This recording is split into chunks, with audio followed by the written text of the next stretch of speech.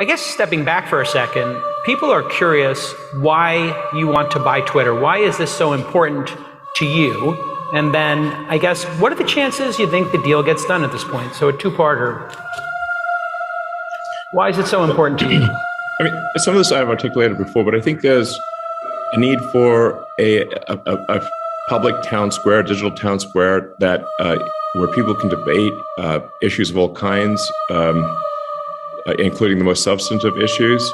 And in order for that to be the case, you have to have something that is as broadly inclusive as possible, that has as much of the people on the platform as possible, where it feels balanced from a political standpoint. It's not biased one way or the other, and where the system is transparent. This is why I think it's important to put the algorithm on GitHub and actually allow the public to see it and critique it and improve it.